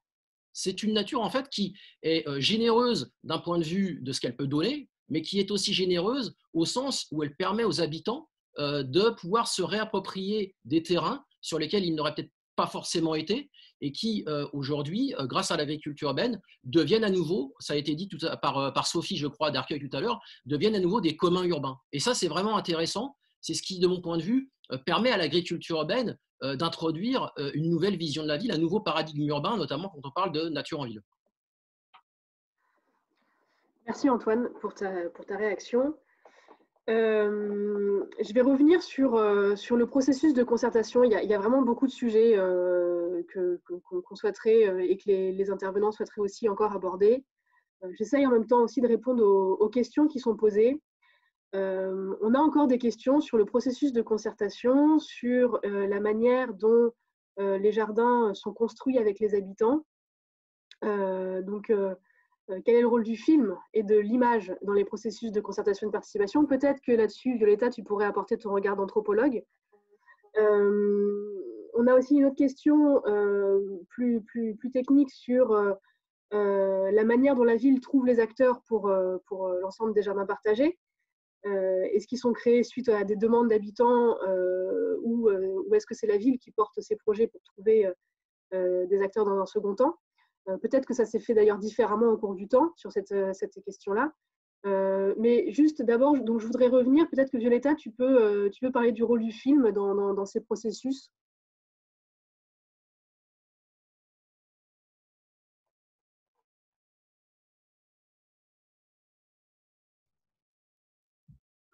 Oui. Et bah, il n'a pas joué vraiment un rôle, ce film, parce qu'il n'existait pas. Il faut voir quel rôle il va jouer maintenant qu'il existe et qu'il peut. Certes. Ma question, c'était peut-être plus par rapport à ton regard d'anthropologue cinéaste et ton expérience sur d'autres sujets, sur la manière dont ces œuvres et ces travaux peuvent contribuer à l'émergence de liens sociaux et justement de nouveaux projets au sein de villes. Tu veux dire l'image Ouais, l'image. Des initiatives. Ouais.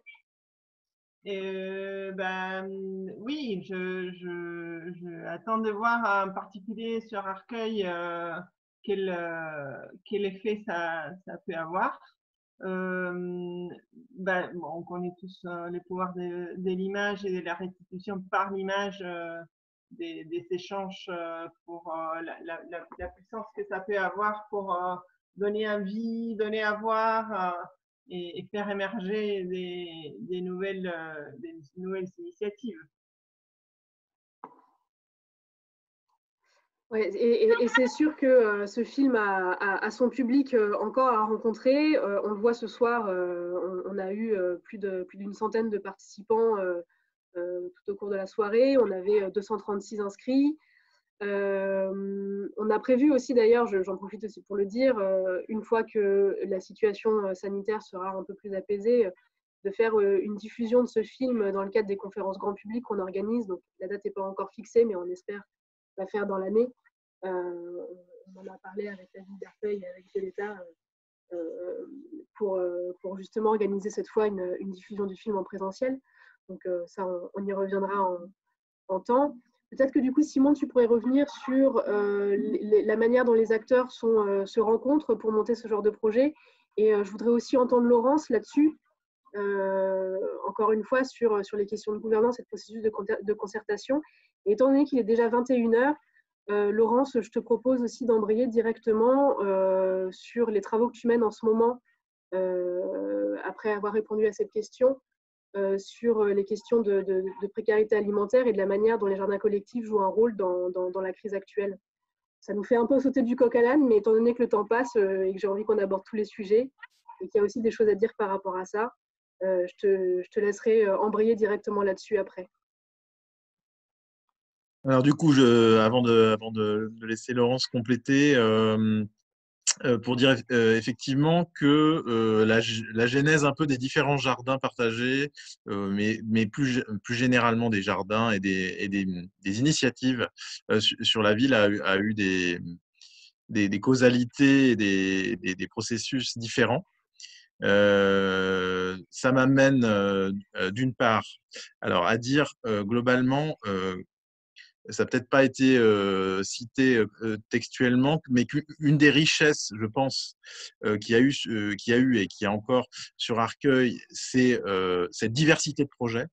Parce que là, le film est très centré sur les jardins partagés, enfin, pas que, mais c'est vrai que ça prend une place importante. Il faut savoir que sur Arcueil, il y a aussi les jardins familiaux, donc il y a effectivement aussi des démarches de permis digitalisés, etc. Juste ça, c'est pour faire le pont avec ce qu'on évoquait tout à l'heure sur les questions d'implication des citoyens. Et ce qu'il faut voir, c'est que, moi, c'est ce que j'ai constaté dans ces dernières années, c'est que suivant les typologies d'échelle et de types de projets, on va avoir des publics aussi de catégories plus ou moins populaires, plus ou moins éduqués. Voilà. Et donc, c'est très important, je pense, de s'ouvrir sur toute une typologie de projets et de ne pas se réduire à une typologie. C'est vrai que sur le jardin partagé, on va plutôt avoir des gens qui vont avoir envie de se rencontrer, de construire des choses ensemble, pas forcément de produire beaucoup. Alors que sur des jardins familiaux, on va être beaucoup plus sur un travail vraiment productif et de nourricier. Et peut-être Laurence parlera aussi de ça par rapport à ces réflexions, mais on va être plus sur un travail nourricier de de la famille et moins sur un travail de lien social, etc. Sur un jardin, sur un permis de végétaliser, ça va être une surface beaucoup plus petite et donc on va être plus sur de l'embellissement local avec de la mise en lien avec les voisins, etc. Donc je m'éparpille, j'essaie de faire court. Tout ça pour dire que je pense c'est un des aspects importants du projet, c'est cette diversité. Et c'est comme ça, je pense, qu'on peut toucher des classes populaires, des classes sociales de la ville variées, plus tout ce qui a été dit sur voilà, la question de la langue, la question de tous ces aspects-là. Ça, c'était un premier aspect. Le deuxième aspect, c'est dans les... ce qui est dit dans le film, c'est que effectivement le jardin Cauchy-la-Fontaine, donc qui est présenté, il a été l'objectif de lancement de cette parcelle et de ce projet-là était bien d'instiller un virus dans la ville qui donne envie à d'autres quartiers, un virus positif, pas négatif, Antoine. Et bon, le fait est que donc on voit aussi dans le film le jardin Roure, lancé par Catherine, qui est aussi présente, a fonctionné, puisque l'année suivante, c'est ce jardin qui a lancé. Mais on a eu aussi d'autres processus, puisqu'on voit le jardin de la Maison des Solidarités qui existait avant la démarche, donc qui n'était pas dans la démarche ville comestible, mais qui était déjà associé à une démarche citoyenne et associative forte, comme l'a cité Daniel, de la Maison des Solidarités. Mais on avait aussi une autre démarche qu'a évoqué aussi Antoine, c'est-à-dire on avait un jardin dans le Chaperon Vert qui avait démarré de manière totalement désobéissante, sans demander rien à personne, et qu'on a finalement accompagné sur une autre parcelle réaménagée, qui est devenu le jardin des rêves qu'on aperçoit dans le film, mais sur lequel voilà. Et aujourd'hui, on a une deuxième génération de jardins partagés qui démarre. Il y a Zola. Il y a un jardin aussi dans le parc Paul Vaillant-Couturier qui a démarré autour de la permaculture. Et puis, un prochain jardin qui va démarrer sur un îlot qui est en train d'être fini au niveau urbanisme. Et donc là, c'est plutôt... donc, les impulsions sont très variées du coup. Et donc, il y a vraiment cette diversité finalement des intentions qui perdure. Donc, l'idée, c'est en tout cas, dès qu'on a une sollicitation citoyenne, on soit en capacité de l'écouter et de l'aider à se structurer pour se constituer en association. Comme on l'a vu, cette question a été un sujet un peu épineux et pas évident, cette question de la structuration des collectifs au sein de la ville. C'est un sujet, je pense, qui est assez complexe. Voilà, je m'arrête là. Je ne sais pas si Laurence, tu veux. Oui, alors juste un point par rapport à cette question de savoir qui initie le projet. Je dirais que le dispositif d'Arcueil est un dispositif à double entrée, comme l'était aussi le dispositif, ou comme l'est le dispositif Main Verte, sur lequel j'ai travaillé il y a presque 20 ans avec la ville de Paris. C'est-à-dire qu'à la fois, c'est ce qu'on appelle descendant et ascendant. Donc, descendant dans la mesure où effectivement la ville peut informer les habitants via le dispositif d'opportunités foncières, c'est-à-dire il y a des terrains disponibles. Et donc, la ville propose à des habitants de jardiner. C'est possible dans le cas du dispositif d'Arcueil. Et aussi, ça peut être une démarche ascendante, c'est-à-dire que ça vient des habitants qui effectivement vont taper à la porte de la ville via ce dispositif en disant nous on a un terrain à côté de chez nous, ça nous intéresse, on aimerait bien monter un projet, etc. Et j'ai vu dans certains cas des villes qui découvraient des terrains dont elles ignoraient l'existence et qui ont permis à des projets de se réaliser. Donc parfois ce travail de repérage qui est fait par les habitants a vraiment une utilité aussi, parce que certains terrains échappent un peu à la vigilance. Et ça, moi je l'ai appris à New York, je l'ai appris quand on a monté le projet, le programme Main Verte à Paris. Je suis allée rencontrer les gens qui gèrent le programme Green Thumb de New York pour leur demander comment ça fonctionnait. Et j'ai compris à ce moment-là l'intérêt de cette double entrée, justement, de la possibilité pour les habitants de proposer un terrain et d'impulser le projet, mais aussi l'intérêt que peut avoir la collectivité locale à elle-même venir et informer les habitants de la possibilité de créer un jardin à un certain endroit. Donc, pour moi, c'est très complémentaire. Ensuite, alors sur les questions, si je saute du coq à l'âne en ce moment d'urgence alimentaire, en 2 mots, je travaille beaucoup avec AgroParisTech, le laboratoire de Christine Aubry, donc, qui s'intéresse à l'agriculture urbaine depuis longtemps. Et l'année 2020, donc cette année très spéciale qu'on vient de quitter, Donc, c'est une année qui, effectivement, a fait basculer beaucoup de gens dans la précarité, voire dans la pauvreté, et donc les a rendus dépendants d'une aide alimentaire. On a vu aussi, c'est ce qu'a souligné Daniel Breuiller, beaucoup de franciliens, 17% sur le confinement du printemps, 17% d'habitants de l'Île-de-France quittaient la région. Donc, ce qui prouve effectivement que ce territoire n'est pas très résilient. On vit une crise, on n'en est pas sorti in vivo. C'est une sorte de laboratoire dans lequel on est en ce moment plongé au niveau planétaire. Honnêtement, c'est la crise que nous annonçaient les écologues depuis très longtemps et c'est certainement l'une des premières, malheureusement. Enfin, je ne veux pas être trop pessimiste, mais entre effectivement la 6e extinction de masse et le dérèglement climatique, on peut s'attendre à d'autres problèmes dans le futur. Et donc, en l'occurrence, la question alimentaire est revenue au centre des débats. Et juste un mot, c'est qu'au mois de décembre, j'ai été sollicitée par le ministère de l'Agriculture pour travailler avec eux dans le cadre du plan de relance sur l'aide alimentaire et notamment ce qui va concerner les jardins.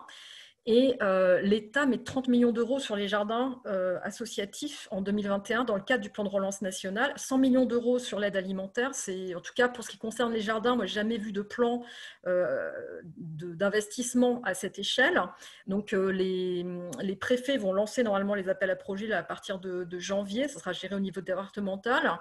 Voilà, c'est pour vous dire que simplement, il y a une prise de conscience tout d'un coup que nos petits projets, entre guillemets, ne sont pas si petits que ça et on joue comme un rôle en termes d'autonomie alimentaire, même si c'est limité, on est d'accord, on ne rendra jamais Arcueil à 100% autonome d'un point de vue alimentaire, mais toutes ces petites productions, les unes après les autres, associées, additionnées, ça permet de renforcer la résilience d'un territoire. Donc, ce que je veux dire par là, c'est quand on a travaillé il y a 5 ans sur Arcueil, ville comestible, on ne pouvait pas imaginer qu'une crise d'une telle ampleur allait survenir, mais d'une certaine manière, on a préparé le territoire d'Arcueil à être plus résilient.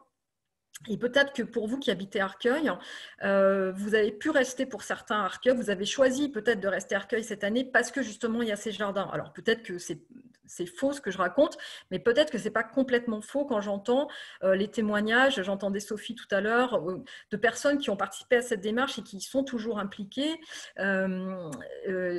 Christophe tout à l'heure qu'on voyait aussi dans le documentaire.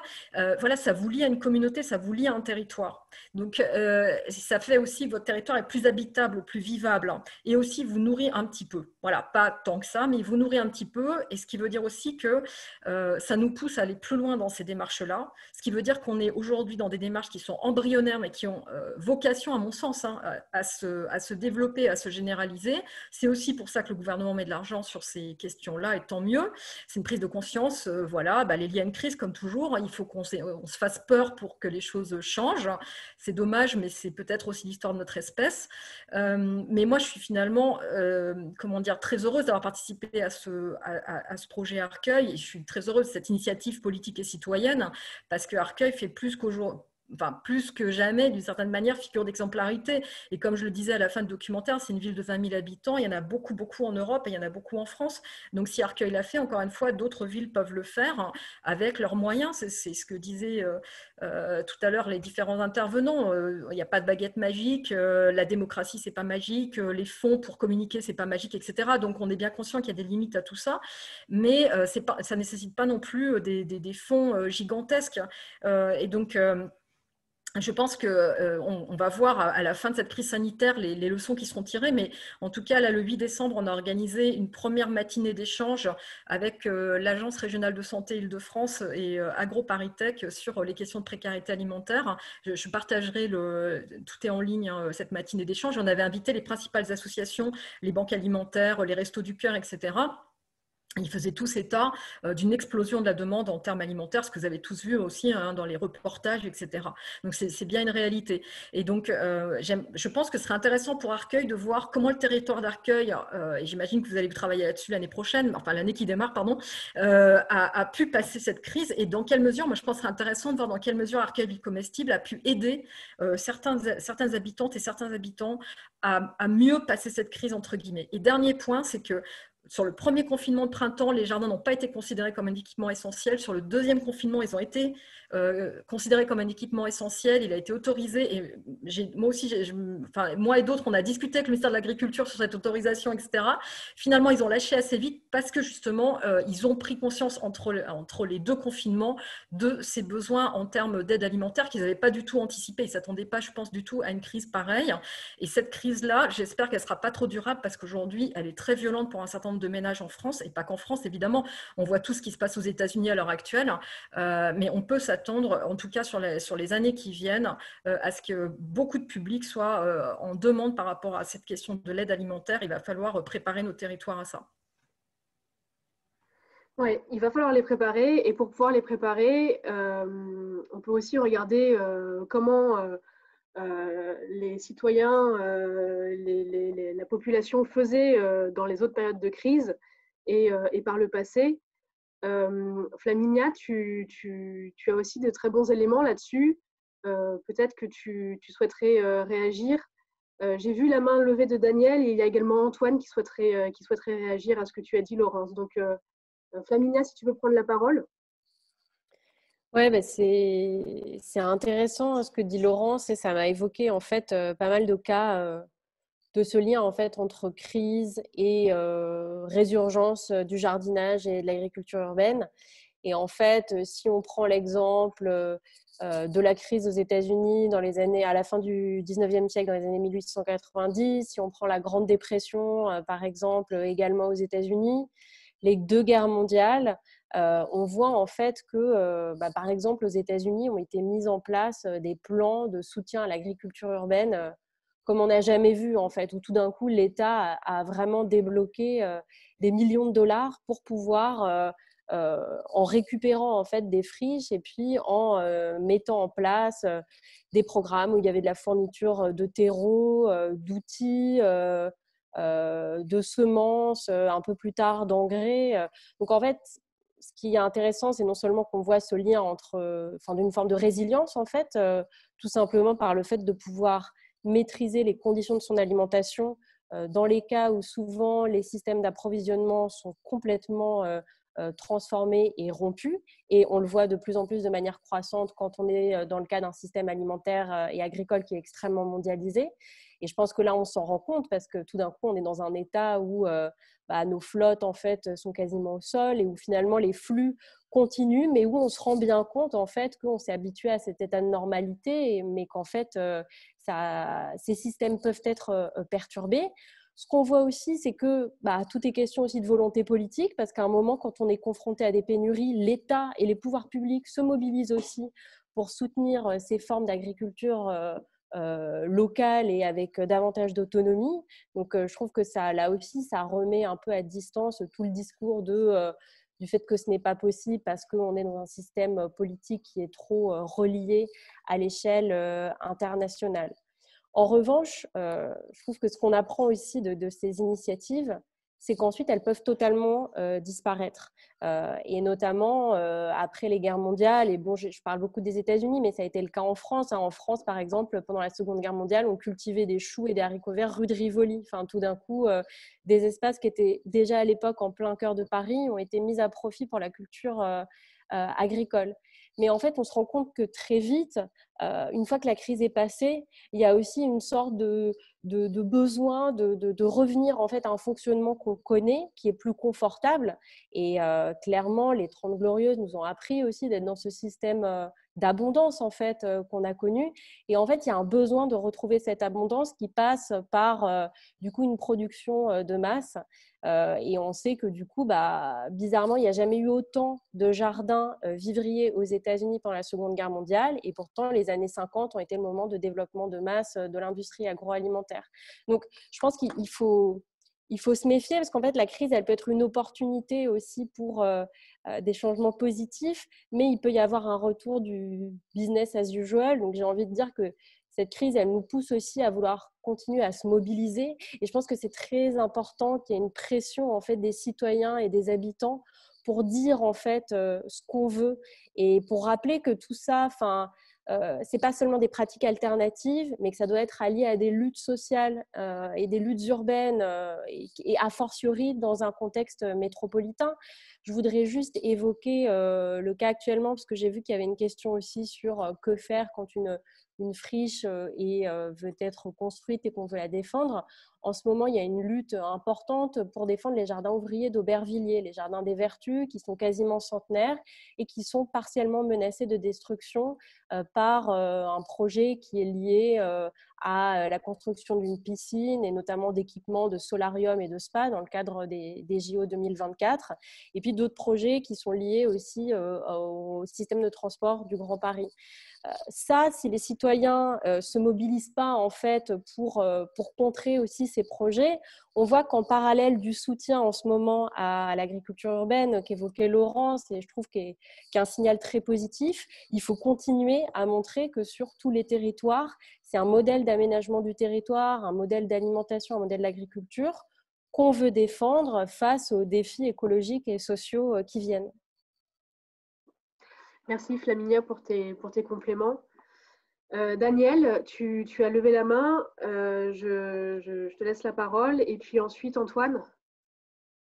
Oui, 2 mots. Le premier pour dire je partage vraiment les 2 dernières interventions totalement. Mais je voulais insister sur le fait que notre volonté de développer l'agriculture urbaine et une pensée de la ville comestible ne s'oppose pas à l'exigence de défendre les terres agricoles. Tu as parlé des jardins ouvriers d'Aubervilliers, mais il y a aussi le triangle de Gonesse et d'autres projets de terres agricoles menacées. C'est un enjeu majeur pour l'humanité dans les années à venir et c'est rarement pensé comme ça. Moi qui ai été vice-président de la métropole, je n'ai quasiment jamais vu un maire qui me disait quand je disais quels sont les atouts de ta ville, des fois il me présentait telle entreprise de 3e rang, mais jamais on me présentait les terres agricoles comme un atout majeur de la ville. Et pourtant, c'est un atout du futur, à tel point d'ailleurs que les Chinois en achètent pas mal sur notre territoire national, peut-être l'ont-ils compris mieux que nous. Donc il ne faut vraiment pas opposer ces potentiels développement de l'agriculture urbaine avec la préservation des terres agricoles et sans doute la transformation des modes d'agriculture pour des agricultures plus respectueuses de l'environnement. La deuxième chose que je voulais dire concerne en fait la place des citoyens dans ces batailles. Oui, ce sont toujours des batailles et la place des élus aussi. Il y a une question qui nous est, est-ce qu'il faut des euros de la volonté politique? Moi, j'ai l'habitude de dire qu'il y a 3 conditions pour la transition écologique. La première condition, c'est la volonté politique. La deuxième condition, c'est la volonté politique. Et la troisième condition, c'est la volonté politique.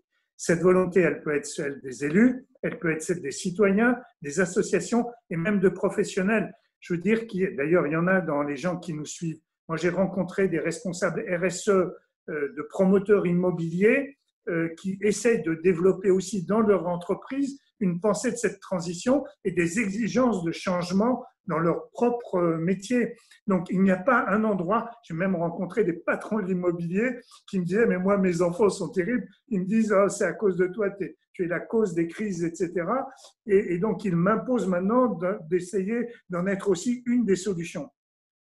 Si on veut réussir la transition, il faut être capable de mobiliser dans des débats des fois fraternels, des fois dissensuels profondément, tous les acteurs. Parce qu'il ne peut pas y avoir, si on se limite aux associations qui sont souvent les premières en première ligne de tous ces changements, hélas, le niveau n'est pas à la hauteur des enjeux. Donc il faut que les élus, les associatifs, les chercheurs, les académiques créent une espèce de team de la résilience, de la transition écologique avec les professionnels qui sont motivés sur ces sujets pour faire que l'on bascule vers un autre modèle. Et la crise a cet immense avantage. Moi, j'ai été choqué, heureusement choqué grâce à cette crise du Covid. Des choses qu'on disait impossibles sont devenues possibles en quelques semaines. Je pense à des liaisons cyclables. Relier la Défense à Paris était totalement inenvisageable. Et en quelques semaines, c'est devenu possible parce que la crise du Covid l'a imposé. Mais c'est vrai aussi de l'alimentation, c'est vrai de la débitumisation de beaucoup d'endroits dans la métropole. Il y avait des questions sur l'eau, ça mériterait un séminaire en soi. On a tellement imperméabilisé les sols qu'il faut être capable de leur redonner de la vie. On génère des déchets alimentaires inouïs qu'on envoie dans des usines d'incinération alors qu'ils pourraient servir à redonner de la vitalité à des sols qui ont beaucoup subi l'anthropisation. Donc, en fait, il y a une pensée collective. Et moi, je suis heureux de voir la diversité des participants. Nous devons construire l'équipe de la transition écologique, et cette équipe a besoin des universitaires, des politiques, des associatifs, des citoyens, des professionnels, et au fond, c'est peut-être ce que des histoires comme cette petite histoire arcueillaise racontent, mais c'est aussi ce que fait la RB, c'est aussi ce que font les gens du GIEC ou de l'IPBES sur la biodiversité. Voilà, il faut qu'on se nourrisse les uns les autres de nos expériences, de nos initiatives, et il y a tellement d'énergie dans tout ça qu'on peut y arriver. Ça n'est pas gagné, mais moi je crois vraiment que les énergies citoyennes rendent possible ce futur désirable. Et je ne peux qu'approuver ton message, Daniel. Ceux qui nous connaissent savent effectivement qu'à la RB, on fonctionne avec différents collèges, un collège des associations, un collège des collectivités, un collège des départements, des entreprises, des chercheurs aussi, et des gestionnaires d'espaces naturels. Et notre rôle principal, c'est de mettre en commun, donc pour répondre aussi à une remarque qu'il y avait, le gros défi devant nous, c'était la coopération de commune à commune, mais pas seulement, de tous les acteurs entre eux. Un de nos rôles, c'est évidemment de mettre en commun tous ces acteurs, et c'est pour ça aussi qu'on est présent dans des soirées comme ça, pour animer ces débats très riches entre différents intervenants, différents experts et différents horizons sur des sujets qui nous, finalement, regroupent tous. Antoine, tu souhaitais réagir, je t'ai fait beaucoup patienter.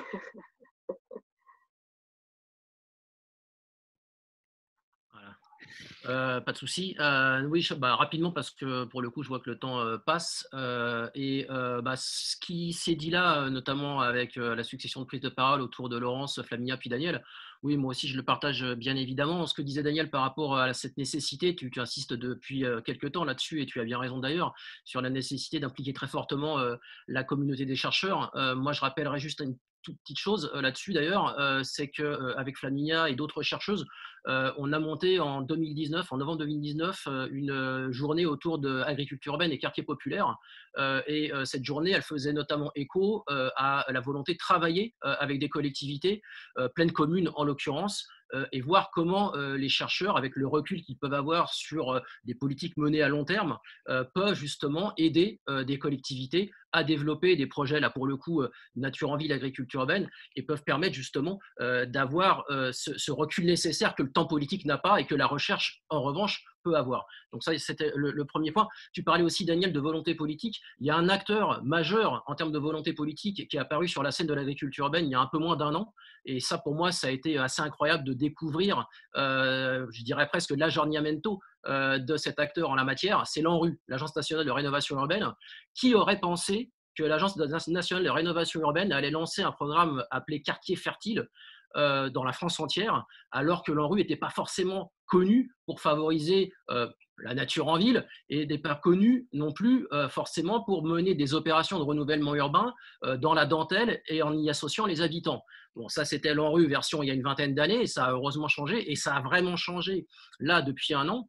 Cette opération Quartier fertile, sans quartier fertile, donc dans la France entière, elle vise ni plus ni moins à développer des espaces en agriculture urbaine au pied des grands ensembles, en y associant le plus possible les habitants, avec l'idée de faire du développement économique, mais évidemment, et à l'aune de la crise du Covid, comme on vient de le rappeler, pas que. L'idée, c'est bien, là aussi, de pouvoir redonner aux habitants la possibilité, non pas forcément de s'auto-alimenter à 100%, il n'en est pas question, enfin, en tous les cas, c'est strictement impossible, mais c'est aussi de leur apporter, moi, je pense, la capacité d'une forme d'autodétermination alimentaire au sens du choix de ce qu'ils vont cultiver, du choix donc de ce qu'ils vont manger. Je rappellerai juste qu'au fond, on peut avoir l'illusion d'avoir le choix quand on va dans un supermarché Heureusement, on y va de moins en moins. Enfin, ça dépend quel type de supermarché. On peut avoir l'illusion, quand on va dans un supermarché, vu que ça dégueule partout de rayons de bouffe et autres, on a le choix. Mais en vérité, quel type de bouffe on nous fait manger? À partir de quel type d'agriculture? On parlait de défendre les terres agricoles, mais c'est quelles pratiques agricoles? Évidemment, on défend aussi. Bref, cette idée-là d'autodétermination alimentaire me semble assez essentielle. Et dans ces quartiers populaires, c'est un enjeu encore supplémentaire, je crois, qui peut se jouer. Je termine juste. Moi, l'agriculture urbaine, elle me fait au fond penser à un film, voilà, à l'Empire des Sens. Pourquoi l'Empire des Sens? Alors, toute illusion mise à part, toute allusion mise à part, mais parce que c'est vraiment une forme d'agriculture, oui, qui permet de retrouver à la fois l'odorat, le goût, le toucher, bref, les 5 sens, mais également un 6e sens, qui est le sens qu'on veut donner à notre vie, presque.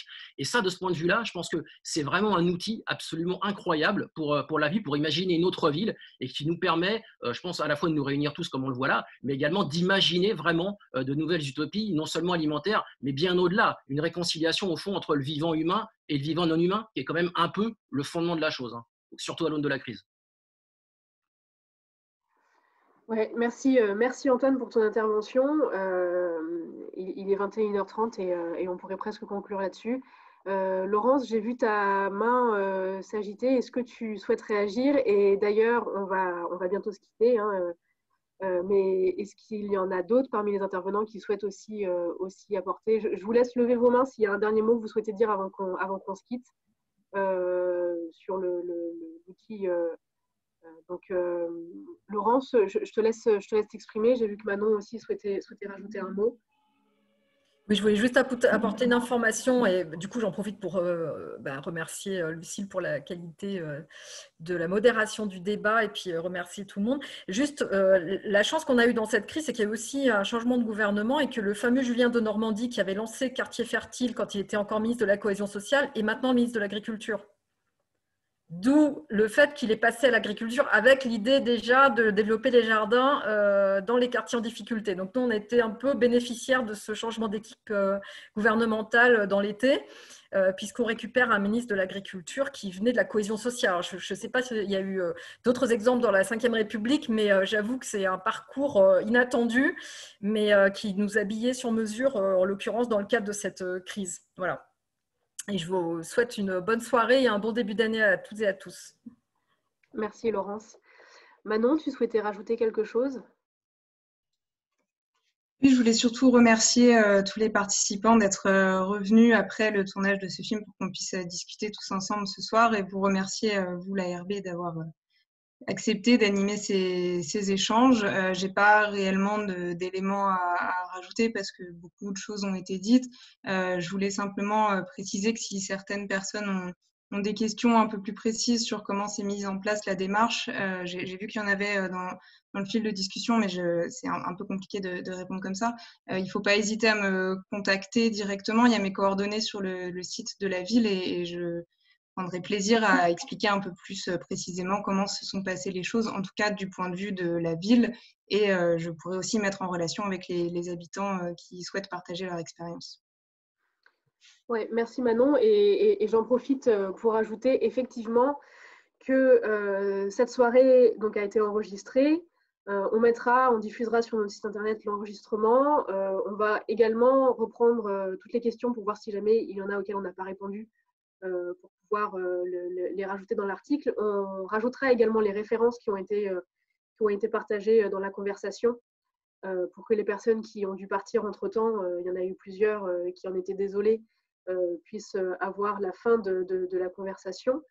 Et moi, je vais laisser le mot de la fin aux élus, à Simon ou à François, si vous souhaitez conclure. Moi, je vais vous remercier aussi pour cette soirée. Encore merci d'avoir fait appel à nous pour partager et pour échanger sur cette démarche vraiment exemplaire.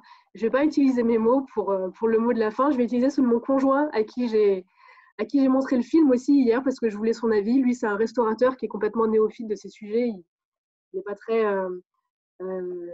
très concerné par tout ça.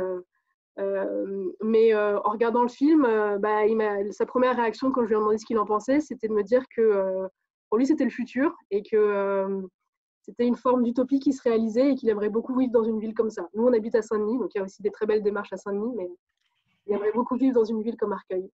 Donc effectivement, peut-être que la démarche d'Arcueil, je repense à ce que tu disais, Laurence, a permis aussi à des habitants de rester dans cette ville, là où d'autres ont préféré fuir l'Île-de-France pendant la crise sanitaire.